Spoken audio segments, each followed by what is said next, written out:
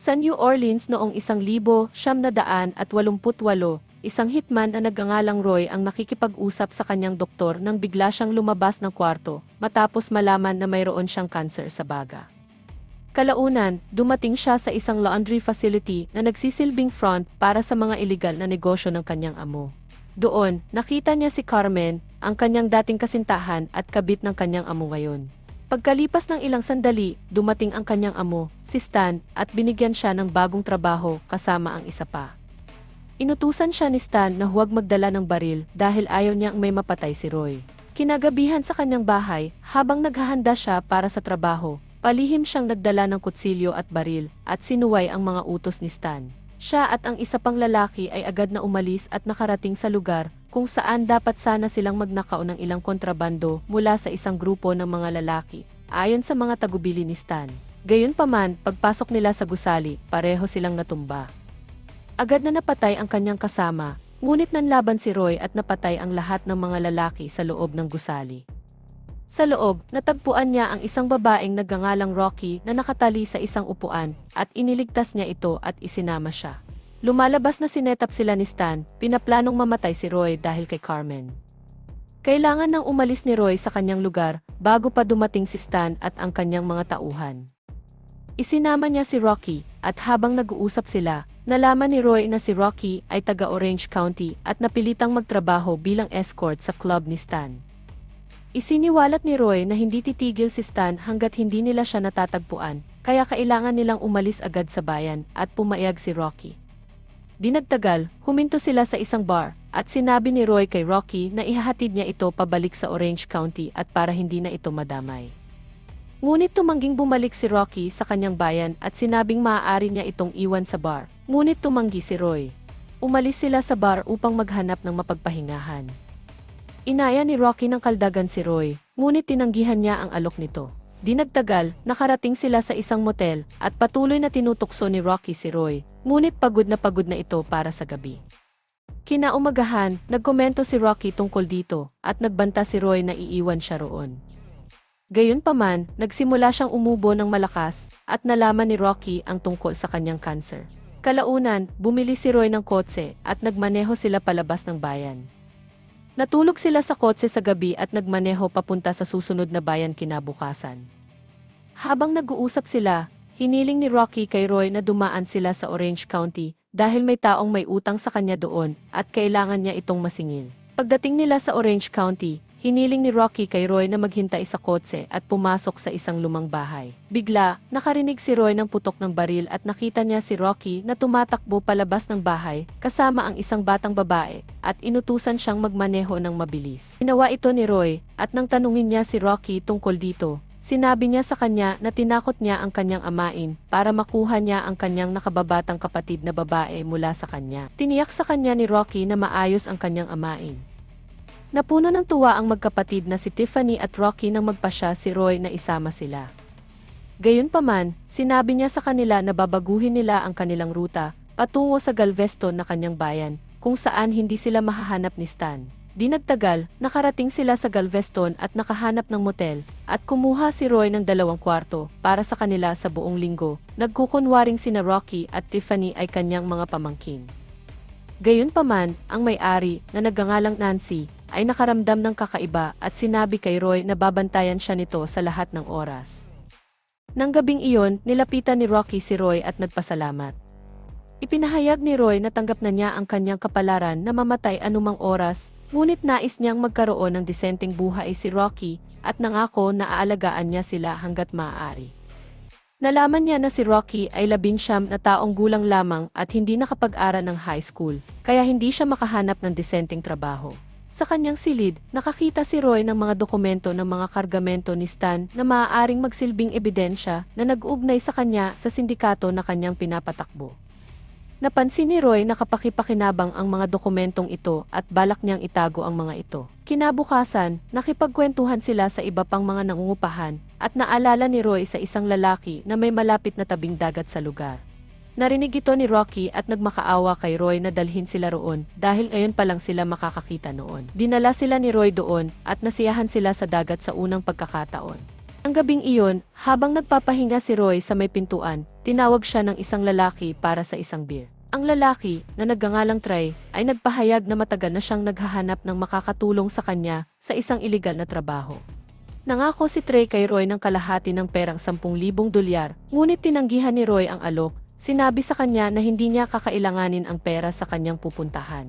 Kinabukasan, lumangway si Rocky sa pool at lumapit si Trey upang magsimula ng usapan habang nagmamasid si Roy mula sa kanyang silid. Kalaunan, pumunta si Roy sa isang kainan at habang nagbabasa ng dyaryo, nalaman niya na binaril ni Rocky ang kanyang amaing. Dahil sa galit, tinipon ni Roy ang lahat ng kanyang mga gamit at iniwan sina Rocky at Tiffany ng mag-isa. Umalis si Roy sa Galveston, habang sina Rocky at Tiffany ay walang ideya na iniwan niya sila. Hindi nagtagal ay nakarating si Roy sa bahay ng kanyang dating kasintahan, na nagngangalang Lorraine. Nais ni Roy na muling buhayin ang kanilang nakaraang relasyon, ngunit hindi na ito inisip ni Lorraine dahil masaya na siyang kasal ngayon.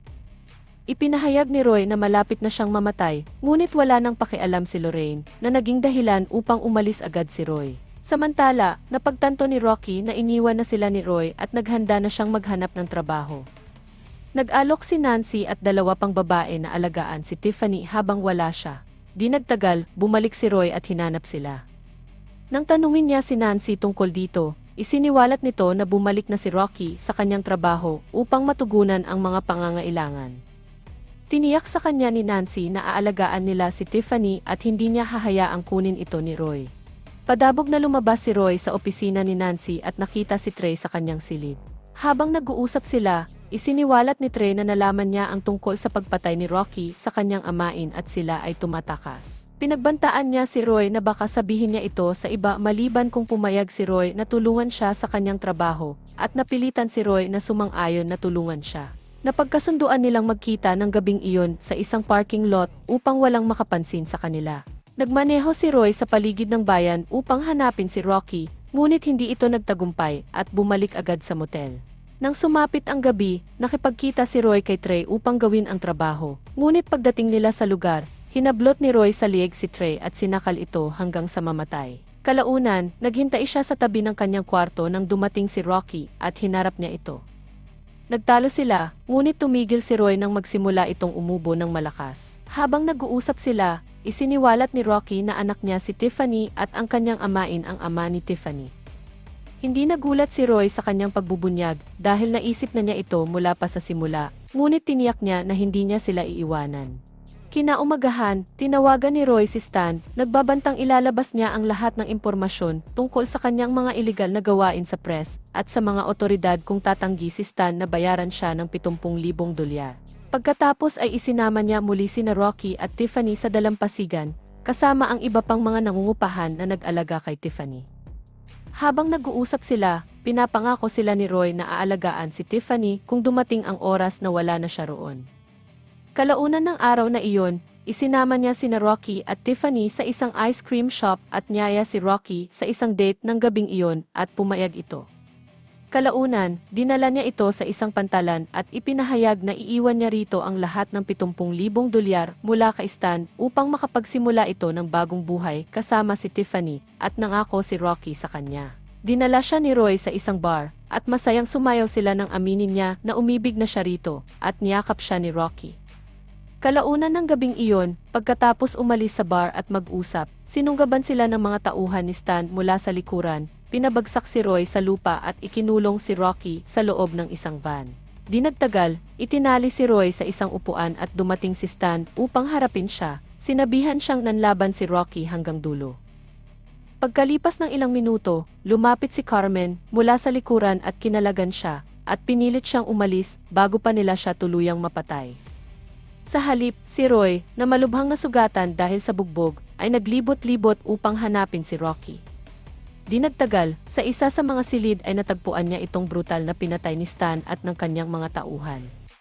Si Roy na lubos ang galit sa nangyari sa kanya, ay kinuha ang kurtina at tinakpan siya nito bago umalis ng silid. Naghanda siyang tumakas sa lugar at maingat na nagtago upang matiyak na walang makakakita sa kanya habang tumatakas siya. Di nagtagal, narating niya ang bakal na pinto, binuksan ito, at sa wakas ay lumabas ng gusali.